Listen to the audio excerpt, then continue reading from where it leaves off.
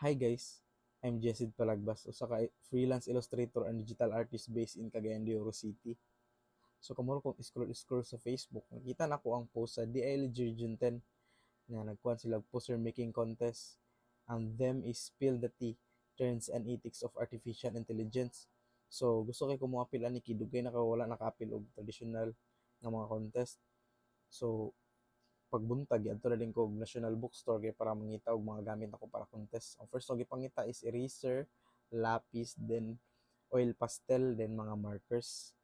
Kay nakoy mga gamit sa una, daghan ko gamit pang traditional, pero ako lang gipanghatag kay tungod masayang ra man gud siya. Then uban kay mga guba na ba. Then ako lang siya gipanghatag kay more digital arts naman ko karon. So after na ko pag uli sa balay, muna akong napalit si Valiant nga 16 colors nga oil pastel. Okay po di ang texture. 16 colors lang ang napalit, ang gipili kay when the event raman siya. Tungod po nga dili na po ko traditional, so mo digital naman ko, so okay na ko ani nga set. Next is kaning set nga lapis sa Faber Castell nga nanay eraser, then sharpener. So okay na po ko ani nga set. Then to be pencil na po siya. So next is kaning marker, common marker lang nga mapalit sa tindahan, like 20 siguro. Then kaning art line nga marker, then kaning duha ka fine line nga pagnipis na siya nga line. So channel po to siya. Then karon is ako nang gi-open akong mga lapis na napalit. Ako siyang italhan kay gusto ko mag-start og sketch. Ang game plan ako ani is mag-start ko tulo ka sketch para sa contest kay sagara isa ra man kadem. So ang buhaton ako is tulo ka concept akong buhaton. Then tungod lagi kay dugay na ako wala nakaapil-apil og mga traditional contest ba. Kay lahi ra magigit sa digital ug traditional. Sa traditional is kuan na siya mano-mano, din sa digital kay na may mga tools nga matoy makapag-advantage dito sa imo sa mga techniques sa diri sa traditional kay mano-mano gid ani sketch mano-mano gid. Then mo to nagunana na kog tulo ka concept. Ang game plan ako is tulo ka concept, then sa event na ko siya balik mag-draw kog tulo ka concept, tulo ka theme, tulo ka illustrations. Then pag abot sa contest dito na ako siya pilian kung asa akong prefer na ganahan nga akong idea unsa akong idea nga mag-pop up sa contest mo to akong buhaton. So first concept is kaning buhat kog kamot, is like kamot kung muna man sa poster making kung makita ninyo diri is nag-sketch kog kamot, like nalbay siya ay 50% nga win rate pag may kamot matik na. Ito kidding aside, so kani nagsinay ako sketch lagi mo tong maka struggle lang po tagbuhat na ni sa'yo pa tong proportion sa kamot kay lagi naalad man tag traditional, so mas lagi tong timbang ni mo duha traditional and digital arts kay mas advantage yung kabalo ka gikan og traditional din mag digital arts ka kay kabalo mo ka sa technique, mas advantage ka ba kabalo ka sa diskarte unsa ano pag-apply.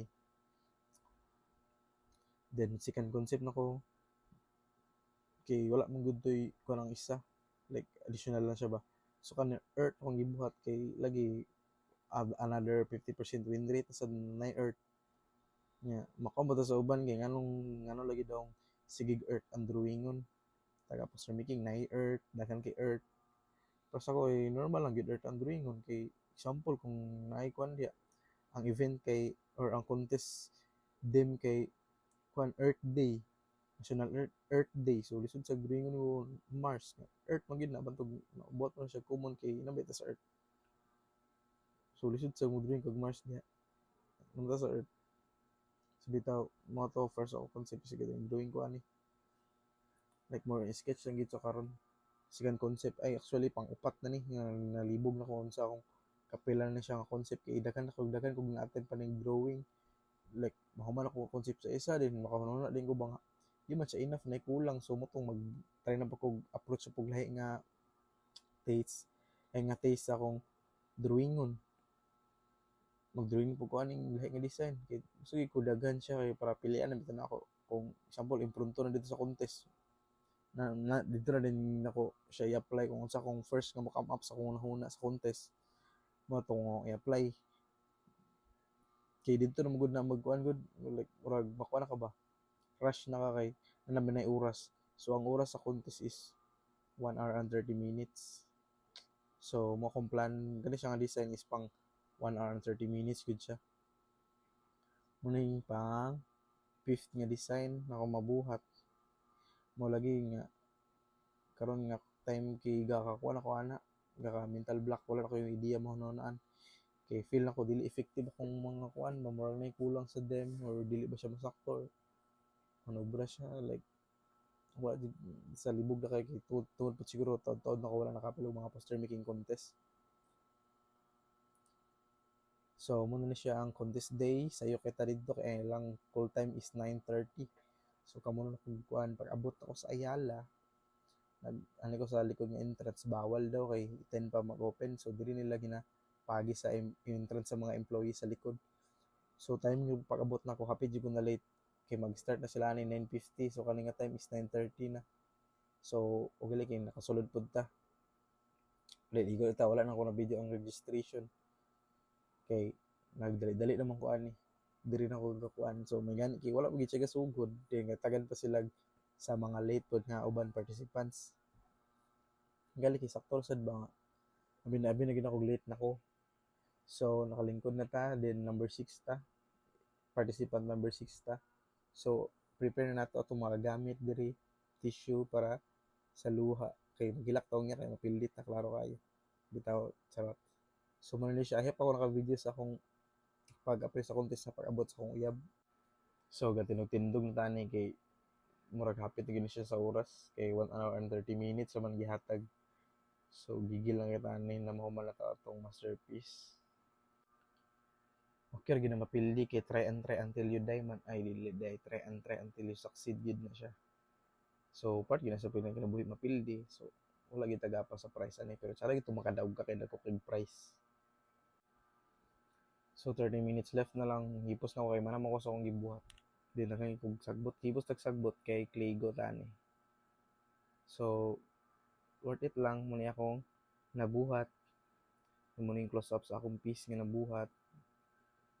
So sa to say certificate ratong nakuha kay wala ta kadaog pero okay lang at least kay gibuhat ko tanan og nag-enjoy tani nga event. So sa stage kay claim na to atong prize. Then okay good ra pud kayo kay na sila'y pahatag nga tote bag then charger nga cord goods na gyapon to siya nga kuan nga freebies. Sayang lang kay wala sila consolation prize pero okay lang napanasunod daghan pa na konti sunod nga atong apilan. Tsara lang gid kay na throwback lang gyud nato atong ginabuhat sa unang apil tag contest. So shoutout sa DILG Region 10 sa aning event. Tsada kay siyang event. Then hope nga padayon pagyapon ni siya nga walay limit sa edad then para maka-apil pa ta. So thank you sa pag kalas-kalas sa inyong minuto ani nga vlog. So bye-bye.